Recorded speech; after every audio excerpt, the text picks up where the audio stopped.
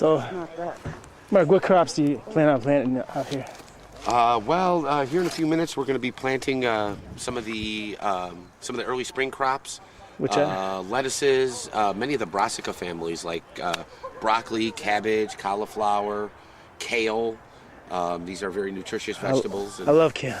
Kale's great stuff. Lots of people are sick of kale chips. No, it's really good for you. I mean, kale is one of the top 10 cancer killers, and much like garlic. Again, I hate to say it, but we push garlic. We'll probably be, especially in the fall, there'll be a lot of garlic planted here, and then probably there's going to be some trellises that'll be put up here out of bamboo, out of recycled material and reclaimed material, bamboo, and they'll be growing a lot of beans, and there'll be some corn out here.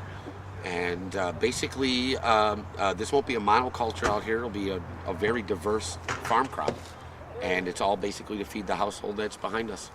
Now you're not worried too much about the sun because this is south. That's south, right? Yes. So this whole area basically gets the same amount of sun, right? So it's not much of a difference, is it? It's not much of a difference. And even in the later part of the fall, because that is south-facing location, it's going to get some fantastic light in here, and they'll be able to squeeze in some late fall crops as well as early spring crops. Yeah, because this is really good because you got a lot of trees and it should cut down on the wind, right? Without a doubt. Which is good for anything that grows really high, like the corn.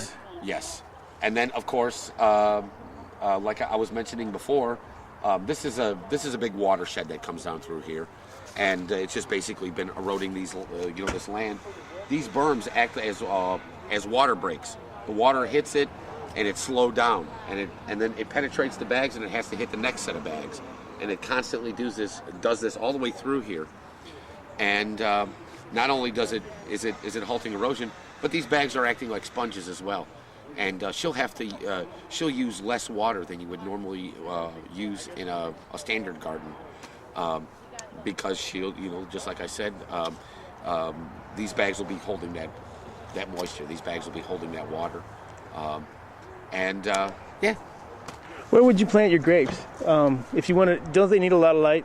Grapes do need a lot of light, but we would probably put those up here because the fact is that we would never plant grapes in this stuff. This soil's too rich. When you grow grapes, you have to, there's an old term that says you have to punish the grape. Oh, really? And you plant it in the crappiest of soil, and you give it very little water. Does it fix its own nitrogen? What do they do? Grapes actually survive in poor soils, and they also survive on very, very little water. And the best wine is made in some of the drought seasons. It's just the bottom line. Really? It is this old French or Italian phrase. I can't remember it right now, but you have to punish the grape. Because I love grapes and I know how healthy they are. You should eat the seeds. The seeds are there is some wild grapes that actually grow out here, and they will be harvesting that and making jelly of that. Really, I should get some of their seeds when the seeds come out. Yeah, actually, I've got a bunch of grape, but yeah, you can see some of the vines basically stringing down here. So. Yeah, that's all wild grape. Oh, really? So they don't even have to bother. and probably what I'll do is I'll probably come out here with some vinifera chardonnay or some other grapevines, and I'll actually graft onto the wild grape, so they'll just have this diverse grape base. So you're in the line. I just like I like frozen grapes in the summer. I'm always eating them, and I like the ones with the seeds because the seeds are the healthiest part. Yes. Oh yeah, they are. And they're also a natural source of pectin. And if you go through a lot of grapes, you can actually create your own pectin for canning, for juice making, right off of your seeds. So. Grapeseed extract is fantastic. You can buy it in the store, and it's got a fantastic range of health benefits. And look at the size of that vine; the thing is just tremendous. This thing right here that's coming out right here? Yeah. I'm actually going to cut that, and I'm going to basically bring it down and drop it on a trellis that's going to run off the back here, and then on that I'm going to graft on eating grapes. Because the wild grapes, you can eat them, but they're kind of small. They're a lot tinier than your. Well, there's definitely different kinds, and different people like different kinds. I don't like the white grapes too much. A lot of people like white grapes. I'm a home winemaker. I make very little white wine, so I prefer the red ones. There's a lot more antioxidants in it. It's just good for you. So, but those wild grapes, if you make a jelly from it, it tastes just like the Welch's grape jelly. It's full of nutrients. It's lacking a lot of sugar, so you have to add that when you're making the jelly base. But I always use honey. Let me give you an aside. My aunt, she makes a lot of stuff that's organic, and they got on her. They wouldn't let her sell her grape jelly because it didn't have any preservatives in it. she didn't have any sugar. She didn't. I don't know what she had, and I shouldn't be saying. I have to ask her to make sure I know what I'm talking about. But I remember her complaining, going, "I can't sell this without any preservatives." To me, that's insane. It is. But the planet's run by insane people right now. At least this country is. Yes, yeah, it is. But there is a law that she can sell right off of her home. They can come right to her house and buy from her. Really? Yeah. I'll make sure she knows that. She probably does know it, but she has her own store on her property, and Oh yeah, fantastic. Then yeah, she can do business right out of there. They can't tell her what. When it comes to the markets, it's a whole different deal. There, some of the people have their requirements. When you get in bed with that sort of arrangement, you have to follow them, or just like like what she did, you create your own store. You reinvent the system. But those farmer markets, that's what I guess she's getting at, because she'll take a lot of stuff out there, and it's a shame. I guess it is. It really is. Oh, without a doubt, it is. And then they push these genetically modified crops, and who knows what kind of pesticides are on a lot of different ones. Yep. This is a pesticide-free urban farm. What's a good crop for planting to keep pests away? Is there anything you would plant? Not really? That depends on what kind of pest you've got. Okay. When it comes to your larger pests, garlic. Again, I hate to go on my garlic. Oh, I love garlic. Garlic's one of the most important foods that you should eat.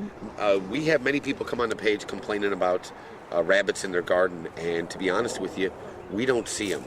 And there's an old wives' tale that says that rabbits don't like garlic.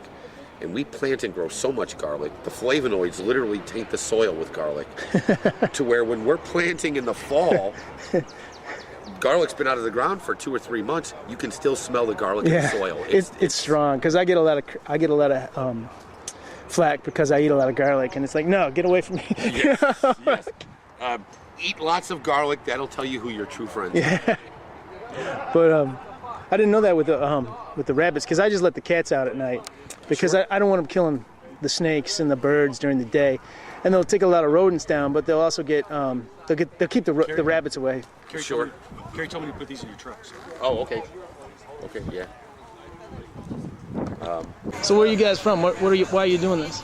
We're from SLU, and we're doing it through SIGEP's Showers of Service. So what is this, like hazing? What is this? No, it's voluntary. Yeah, voluntary. Oh, really? It was just an option for us, yeah. Yeah, we were pretty psyched when we heard, we got an email earlier in the week that we were going to be doing some urban farming. I was pretty excited too, because it's something that I'm passionate about. A lot of people kind of go and just like sign letters or do some painting and stuff, but I mean, it's springtime, perfect chance to get outside and do something you really care about. Because they make you do this, right? This is like forced labor. No. I know what it's like. I went to college too, so. But so you want to know how to plant crops basically in an urban setting, or just plant crops, period. Yeah, definitely. Yeah. I mean, it's something that you can always aim for. It doesn't matter if you have a lot this big, you can plant something, or if you have just a little box garden like this. There's always resources to plant your own food, and it's always going to be sustainable. So. Yeah. How long does it take for these bags to dissolve and I don't know. ready to plant? How long does it take the bags to For the bags to biodegrade? Yeah. Probably 2 years. What's the advantage of doing it like that if you can't plant them for 2 years then? It keeps the soil in the right spot, the nutrients inside. Do you want to get in? Doesn't run off. Do you want to get in that photo? Water from washing off. I don't care. Okay, on the count of 3. 1, 2, 3. Will it have sound? No. Thanks, guys. You guys rock, man. Yeah, they do. You guys did a great job. I can't believe how much we did in one day. We started at 7. We were getting the mulch up at 7 in the morning, That was pretty and that's quick. why we were so dead. Yeah, So- you have no idea. Also, This- as a gratuitous quite an plug, accomplishment. don't forget to stop by GateWay Garlic Urban Farm on Facebook and like us. Please like us. Yeah, like him on You Facebook. don't have to like us, but at least read us. You want to do this on some more Saturdays? Yeah. This kind of stuff. Start your own little. Yeah. There is a movement. Test. There's movement on SLU to like get some more green gardens. There's two campuses, Med Campus, and there's the campus that everyone else is on. And so on the one we're on, there's like a greenhouse, but it's more used for like biology and studies on fish. Well, I was just saying at your house. Yeah. Dig yourself up a little 10 by 10 spot and, Yeah, that's- and do your own experiments. Yeah, that was my first introduction to permaculture. Is my dad in the backyard. We have about 6 of these just lining our fence. And Right. so every night there's fresh peppers like and cherry this tomatoes. particular spot, the soil isn't really all that good to grow stuff. But do like this: you build your stuff on top of the ground. Make your own soil. You know? And then you don't have to worry about the conditions that you're given. You can make your own. What's the best way to like get organic soil?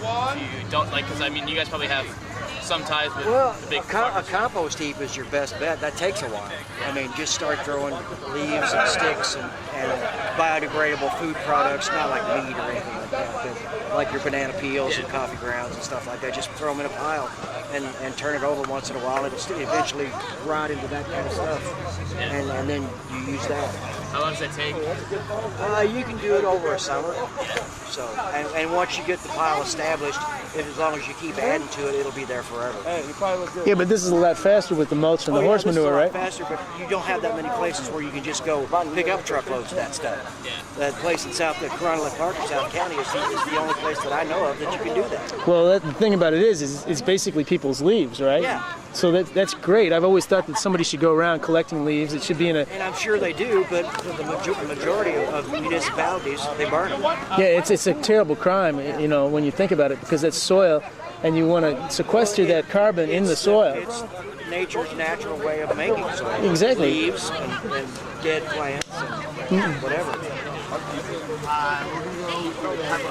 So regarding the North American Wool Cooperative, Mark is heading up the Missouri branch, the Missouri division of the co-op, and basically this is an attempt to bring back the wool industry here in America. It has fallen flat over the last decade or two. We used to have a very strong wool market.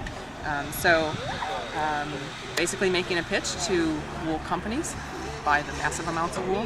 Why not our product? If we have a good quality product, good quality wool, very soft, very fine, and the breed that is being promoted is the Cormo breed, which is a cross between a Corriedale and a Merino. So that's one. That's just one type of wool. That's the main sheep wool that I know Vicki Eberhardt is trying to promulgate. The Cormo.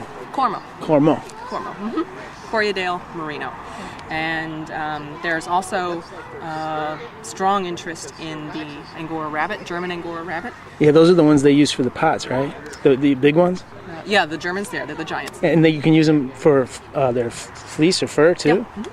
Because I noticed they sent some to North Korea, and the big guy in charge over there ate them all.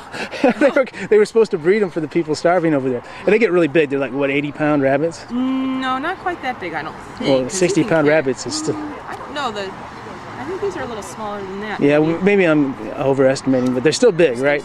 Yeah, they are a large, very large breed. But basically we're going to try to encourage people to just start raising them. I shut it off. Now, do you got the PMB on your computer? Is that What's PMB? for the Sony Handycam? What's PMB, though? Oh man, it's like the Movie Maker program. Oh, I use a different one. There's a I'll put it on your website if you want. It's a real nice one that I got from CNET downloads, and it's easy to use, and I like it a lot. I know that PMB can be kind of confusing. PMB is the Sony program that actually came with the camera.